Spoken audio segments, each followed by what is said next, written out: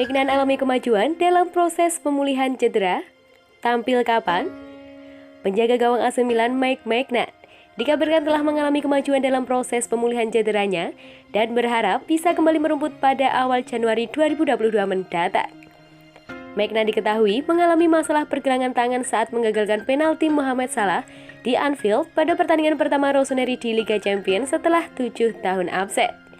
Di luar dugaan, sakit yang dirasakan tak kunjung hilang meskipun ia terus berusaha bermain sambil menahannya. Tindakan operasi pun dilakukan dan pihak raksasa Serie A memberikan konfirmasi bahwa ia akan menepi cukup lama. Milan News menyebutkan bahwa beberapa hari lalu pemain internasional Prancis tersebut telah menjalani latihan individu di lapangan. Ia masih akan menjalani fase pemulihan pasca operasi. Namun, ia berhasil kembali bekerja dengan bola di antara kakinya bersama latihan teknis spesifik. Kiper 25 tahun tersebut memang dalam kondisi yang luar biasa baik. Namun, peluang apapun untuk percepatan pemulihan penuhnya tampaknya masih tipis dan ia berharap bisa kembali ke starting 11 Milan pada pertandingan Serie A melawan AS Roma pada 6 Januari 2022 mendatang. Masih ada jadwal yang perlu dihormati dan memperparah cederanya tentunya bukan pilihan yang bijak. Selama absennya Maignan, Ciprian Tatarusanu luar dugaan ternyata sangat bisa diandalkan.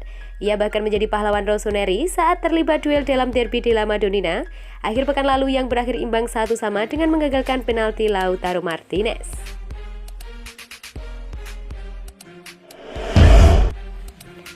Zlatan Ibrahimovic, saya butuh menit bermain.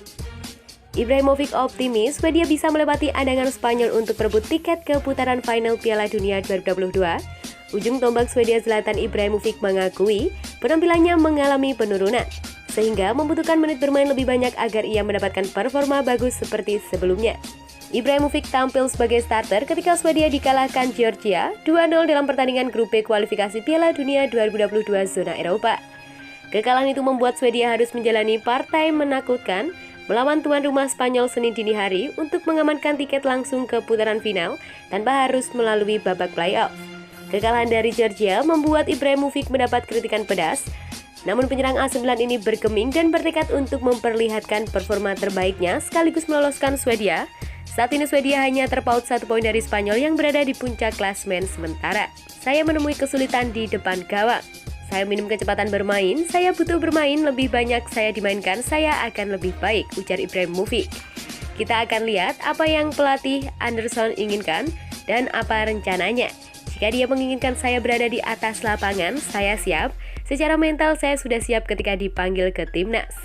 Spanyol merupakan tim yang bagus dan kami sudah melihat mereka bermain di National League melawan Italia dan Perancis. Gaya bermain mereka bukan rahasia lagi, Swedia harus melakukan segalanya dan mental merupakan hal yang paling penting. Salah satu cara untuk menundukkan Spanyol adalah dengan memanfaatkan set piece. Swedia mempunyai 3 eksekutor untuk melakukan hal itu. Selain Ibrahimovic, 2 pemain lainnya adalah Emil Forsberg dan Jesper Karlsson. Anda harus melihat siapa yang berada di lapangan, kami mempunyai beberapa eksekutor tendangan bebas yang bagus. Saya biasanya mengambil 2 atau 3 tendangan bebas, ungkap Ibrahimovic. Tapi itu bergantung kepada jarak, sudut tendang, dan juga perasaan di pertandingan. Kami biasanya membahas terlebih dahulu dan lalu mengambil keputusan. Tapi Emil yang mengambil keputusan akhir. Hanya saja, ambisi Swedia untuk mengalahkan Spanyol menemui hambatan. Mereka tidak bisa melakoni latihan secara maksimal di Estadio La Coruña karena separuh lapangan sedang dalam perawatan.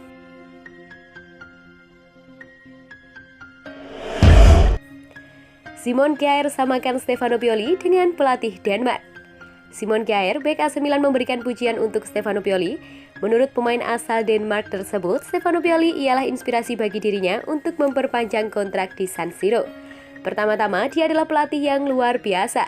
Pada saat yang sama, ia juga orang yang fantastis yang menjaga semua pemainnya, sekaligus menciptakan struktur tim yang baik dalam ataupun di luar lapangan, kata Kjaer. Kemudian dia menginginkan pemain yang lebih berpengalaman. Saya direkrut oleh Milan untuk membawa budaya tertentu di dalam dan di luar lapangan. Kepercayaan pada saya adalah 100% dan saya juga mendukungnya 100%, tambah Kjaer.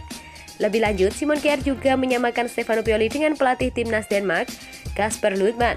Menurutnya, 2 pelatih tersebut sama-sama memiliki visi dan filosofi bermain yang sangat bagus. Pada prinsipnya, mereka bisa membuatku berlari menembus tembok jika itu yang mereka minta dariku. Tapi mereka juga tahu betul bahwa saya ingin mempertanyakan apapun yang ingin ditanyakan. Ada banyak kesamaan di antara mereka.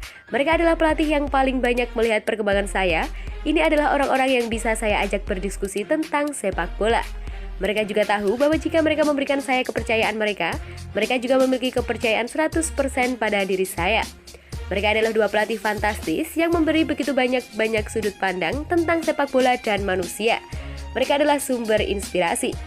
Simon Kjaer awalnya dianggap skeptis oleh banyak pihak setelah datang ke San Siro. 6 bulan tiba sebagai pemain Milan, Kjaer harus berstatus sebagai pemain pinjaman. Pada musim panas 2020, AC Milan memutuskan untuk mempermanenkan statusnya setelah menjalani musim bagus bersama Sevilla sebagai pemain pinjaman.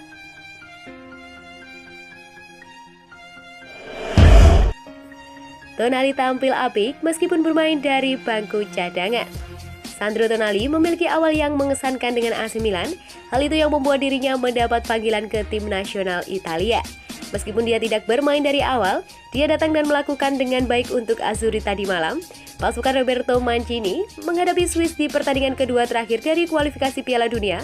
Dan meskipun mendapatkan penalti di menit ke-90, pertandingan berakhir dengan 1-1. Tonali menggantikan Manuel Locatelli pada menit ke-58 dan menurut La Gazzetta dello Sport, gelandang Milan adalah salah satu pemain yang tampil lebih baik pada babak kedua.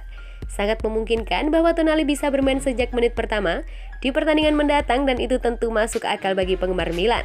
Anak muda itu benar-benar meledak musim ini dan kehadirannya di lapangan selalu membuat perbedaan di atas lapangan.